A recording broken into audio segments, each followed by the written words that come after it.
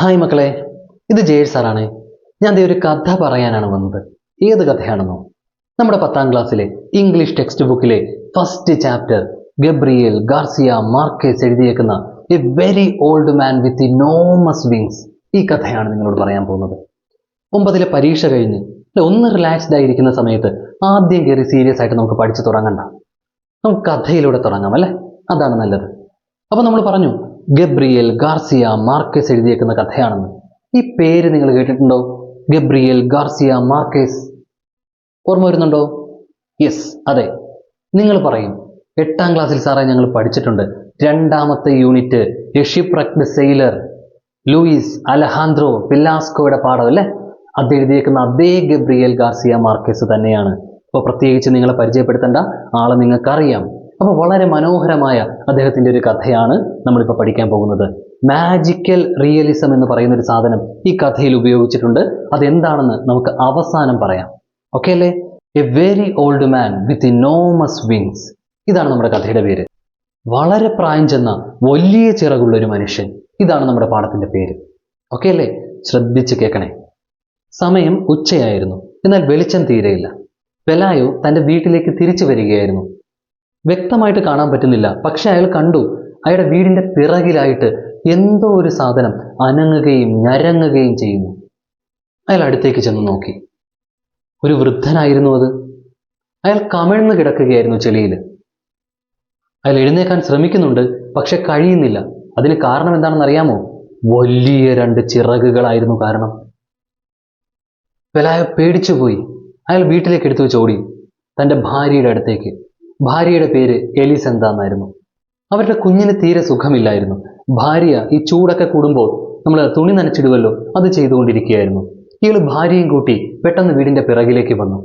2 പേരും കൂടി ആ വീണ് കിടക്കുന്ന വസ്തുവിനെ നോക്കി നിന്നു. ആ വൃദ്ധന്റെ വസ്ത്രമൊക്കെ വളരെ മുഷിഞ്ഞതായിരുന്നു.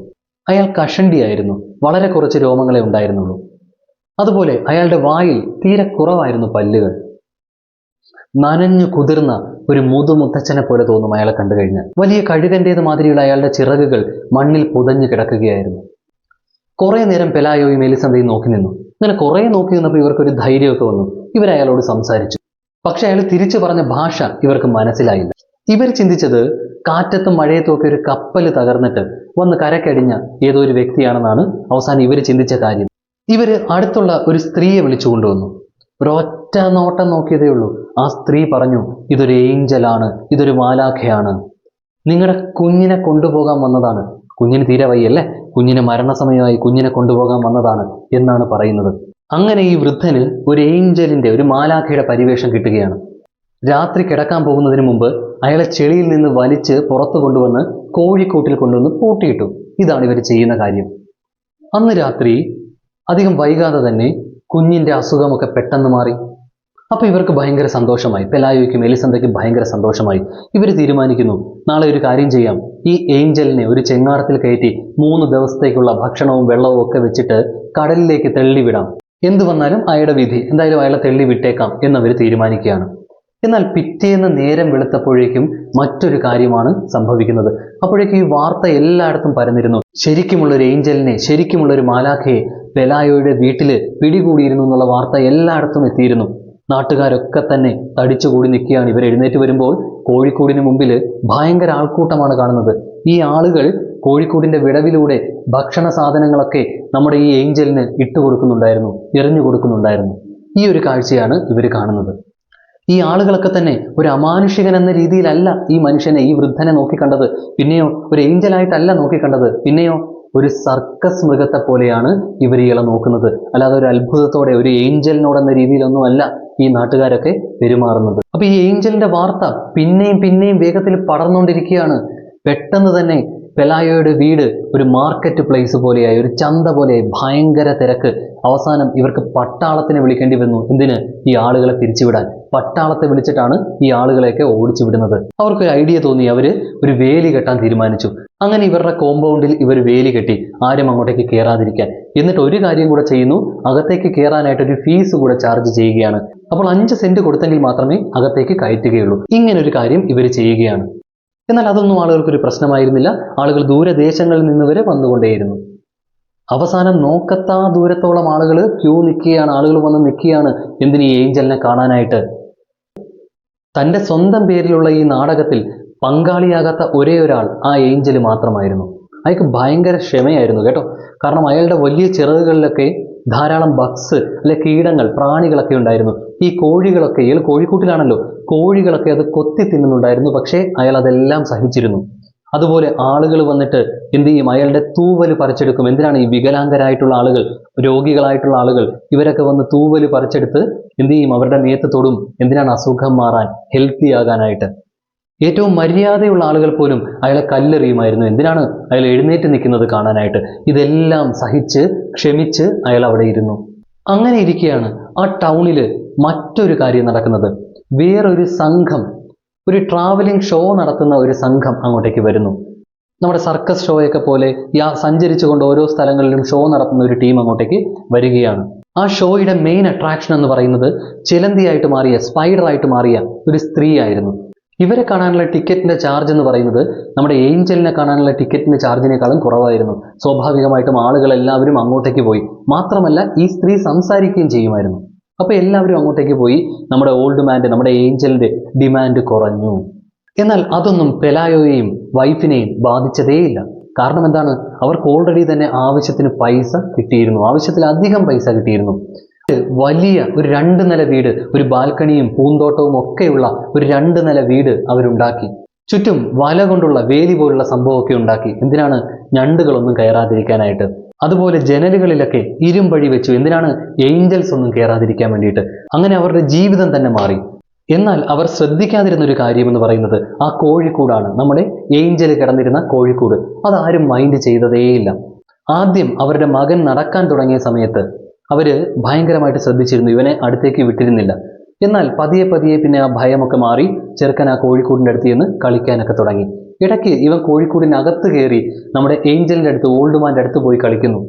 അങ്ങനെ ഇരിക്കെ ഇവനും, അതായത് ആ ചെറുക്കനും ഓൾഡ് മാനും ഒരേ സമയം തന്നെ ചിക്കൻ ബോക്സ് പിടിപെടുകയാണ്. കുഞ്ഞിനെ ചികിത്സിക്കാൻ വന്ന ഡോക്ടർ ഏഞ്ചലിനെയും പോയി നോക്കുന്നു.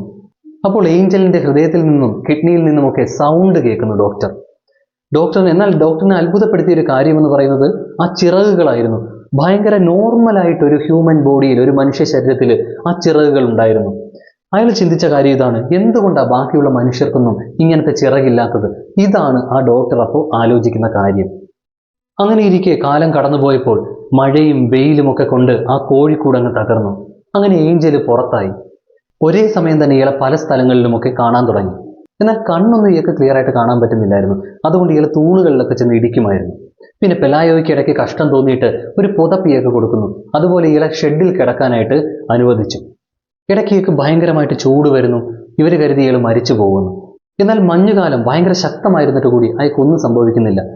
മാത്രമല്ല അത് കഴിഞ്ഞ് വെയിലൊക്കെ വന്നു തുടങ്ങിയപ്പോൾ ഇയാളുടെ ആരോഗ്യമൊക്കെ മെച്ചപ്പെടുകയാണ്. പതിയെ ഇയാൾക്ക് തൂവലൊക്കെ കിളിച്ചു വരാൻ തുടങ്ങി.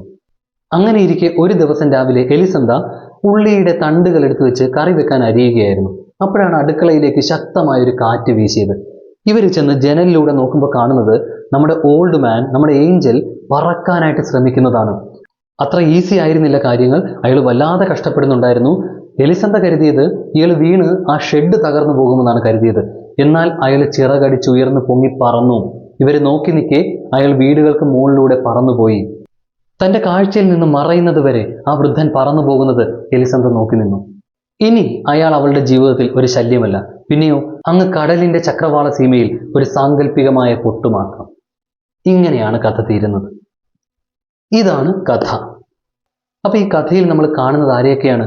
ഒരു ഓൾഡ് മാനെ കാണുന്നു, അല്ലെ? അയാൾക്ക് ചിറകുണ്ട്. അപ്പോൾ ഒരു ഏഞ്ചലിന്റെ പരിവേഷമാണ് അയാൾക്ക് ഇവിടെ കിട്ടുന്നത്. പക്ഷെ അത് നല്ല ഏഞ്ചലാണോ മോശം ഏഞ്ചലാണോ എന്താണ്, അങ്ങനെയൊന്നും നമുക്ക് ക്ലിയർ അല്ല. ഇതൊരു മാജിക്കൽ ആയിട്ടുള്ള കാര്യമാണ്, അല്ലെ? നോർമൽ കാര്യമല്ല, ഒരു മാജിക്കൽ ആയിട്ടുള്ള കാര്യമാണ്. അപ്പൊ ഈ മാജിക്കൽ ആയിട്ടുള്ള കാര്യം ഈ കഥയിൽ കൊണ്ടുവന്നിരിക്കുന്നു. അത് നമ്മൾ കാണണം. ഇനി നമ്മൾ സാധാരണ ഒരു കുടുംബത്തെ കാണുകയാണ്, പെലായോയുടെയും എലിസന്തയുടെയും കുടുംബം. അതൊരു യഥാർത്ഥത്തിലുള്ള ജീവിതമാണ് കാണിക്കുന്നത്. അപ്പൊ യഥാർത്ഥത്തിലുള്ള ലൈഫിലേക്ക് ഒരു മാജിക്കൽ ആയിട്ടുള്ള സംഭവം കൊണ്ടുവരുന്നു. ഈ ഒരു കാര്യത്തിനെയാണ് മാജിക്കൽ റിയലിസം എന്ന് പറയുന്നത്. അപ്പൊ നമ്മൾ ഈ പാഠത്തിൽ ഓർത്തു വെക്കേണ്ട 3 പേർ: 1 ഓൾഡ് മാൻ, 2 പെലായോ, 3 എലിസന്ത. ബാക്കിയുള്ള കാര്യങ്ങൾ ഡീറ്റെയിൽ ആയിട്ട് നമുക്ക് നമ്മുടെ പാഠം പഠിക്കുന്ന സമയത്ത് പഠിക്കാം. ഒരു വാക്ക് പോലും വിട്ടുപോകാതെ, ഒരു വരി പോലും വിട്ടുപോകാതെ നമ്മൾ ലൈൻ ബൈ ലൈൻ എക്സ്പ്ലെയിൻ ചെയ്ത് അടുത്ത ക്ലാസ്സിൽ പഠിക്കുന്നതാണ്. അപ്പോൾ നമ്മുടെ വീഡിയോ നിങ്ങൾക്ക് ഇഷ്ടമായെങ്കിൽ ലൈക്ക് ചെയ്യാൻ മറക്കരുത്. ഒപ്പം നിങ്ങൾ നിങ്ങളുടെ ഫ്രണ്ട്സിന് കൂടി ഷെയർ ചെയ്ത് കൊടുക്കുക. നിങ്ങളുടെ 10ാം ക്ലാസ്സിലേക്ക് ഇനി വരുന്ന കൂട്ടുകാർക്കൊക്കെ ഷെയർ ചെയ്ത് കൊടുക്കുക. കൃത്യമായി നമ്മുടെ വീഡിയോയുടെ നോട്ടിഫിക്കേഷൻ കിട്ടണമെന്നുണ്ടെങ്കിൽ നമ്മുടെ ചാനൽ ഇപ്പോൾ തന്നെ സബ്സ്ക്രൈബ് ചെയ്ത് ആ ബെൽ ഐക്കൺ കൂടി എനേബിൾ ചെയ്യുക. അപ്പോൾ അടുത്ത വീഡിയോയിൽ കാണാം. Good bye.